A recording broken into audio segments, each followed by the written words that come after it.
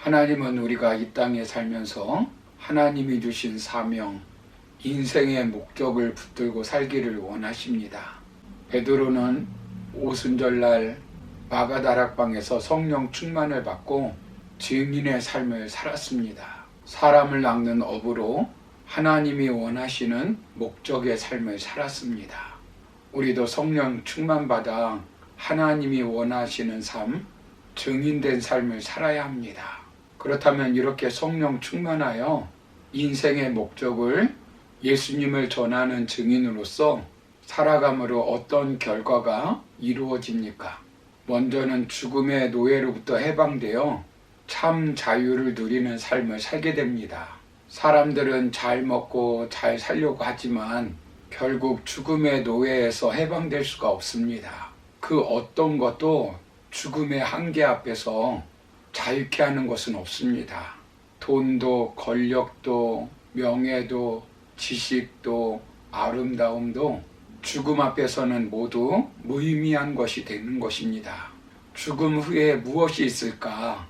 70세가 되었는데도 이 질문에 대한 대답이 아직까지 없다면 남은 삶은 불안의 늪에서 벗어날 수가 없습니다.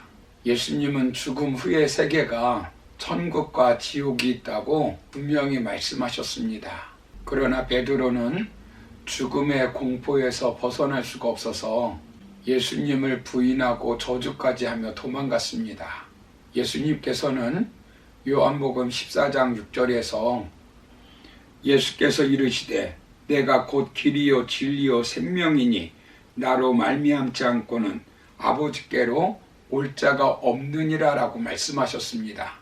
그리고 요한복음 6장 40절을 보시면 내 아버지의 뜻은 아들을 보고 믿는 자마다 영생을 얻는 이것이니 마지막 날에 내가 이를 다시 살리리라 하시니라 라고 말씀해 주셨지만 공감이 되지 않았습니다.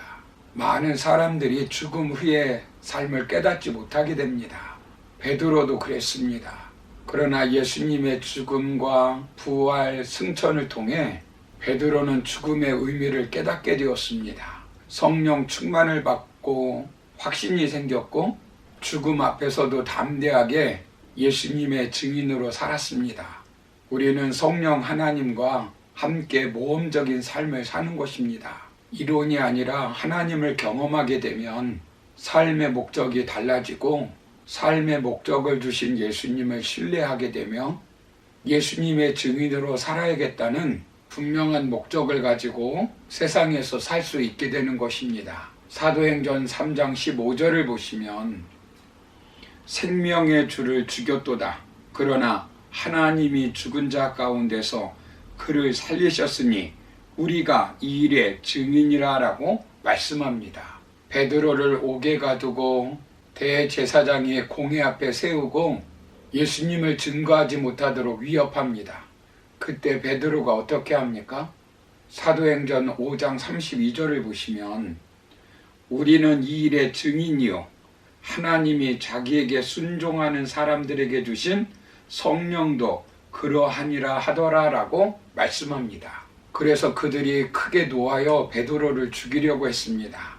그런데도 베드로는 어떻게 합니까? 사도행전 5장 42절을 보시면 그들이 날마다 성전에 있든지 집에 있든지 예수는 그리스도라고 가르치기와 전도하기를 그치지 아니하니라 라고 말씀합니다.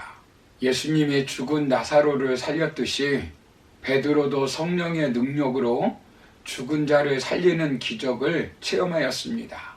사도행전 9장 40절을 보시면 베드로가 사람을 다 내보내고 무릎을 꿇고 기도하고 돌이켜 시체를 향하여 이르되 다비다야 일어나라 하니 그가 눈을 떠 베드로를 보고 일어나 앉은지라 라고 말씀합니다. 베드로는 죽은 자가 살아나는 기적을 체험하니까 죽음의 노예로부터 살 필요가 없는 것입니다. 예수님의 증인으로 죽음을 초월하는 삶을 살게 되는 것입니다.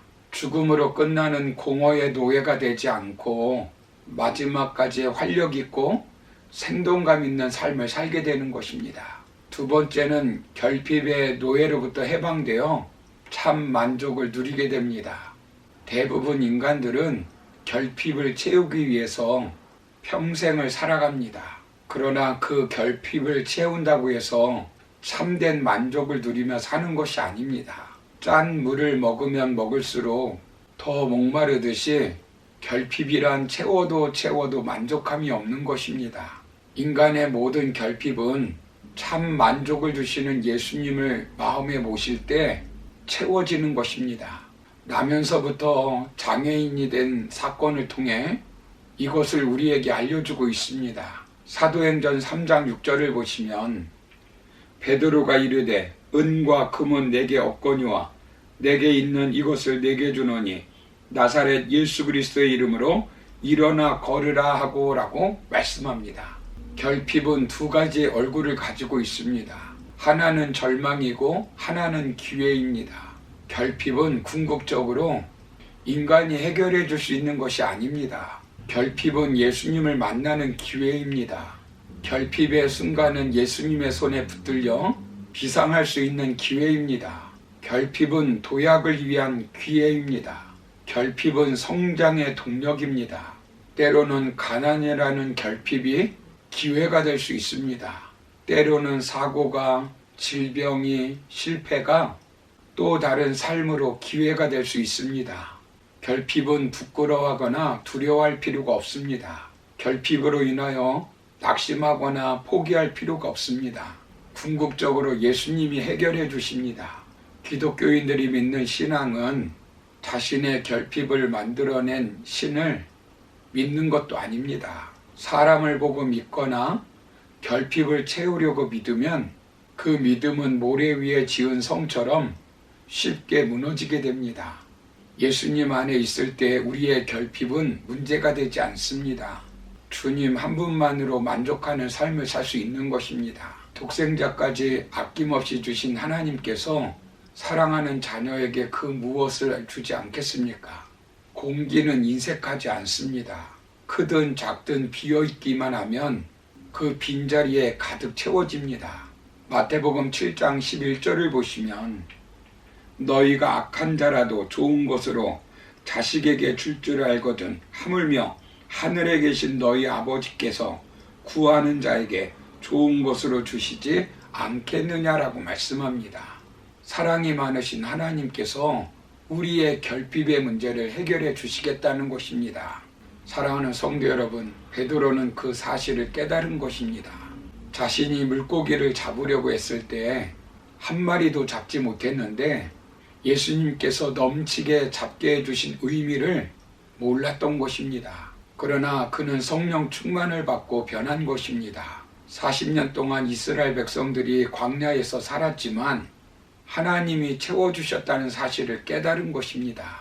이사야서 55장 1절 2절을 보시면 너희 모든 목마른 자들아 물로 나오라 돈 없는 자도 오라 너희는 와서 사 먹되 돈 없이 값없이 와서 포도주와 젖을 사라 너희가 어찌하여 양식이 아닌 것을 위하여 은을 달아주며 배부르게 하지 못할 것을 위하여 수고하느냐 내게 듣고 들을지어다 그리하면 너희가 좋은 것을 먹을 것이며 너희 자신들이 기름진 것으로 즐거움을 채우리라 라는 말씀의 진리를 성령님을 통해 깨닫게 되고 삶을 그렇게 살게 되는 것입니다. 그러므로 우리도 성령 충만받아 죽음의 노예, 결핍의 노예로부터 해방되어 참된 자유, 참된 만족을 누리며 이 땅에서 복된 삶을 살아가는 우리 모두가 되기를 주님의 이름으로 축원합니다. 감사합니다.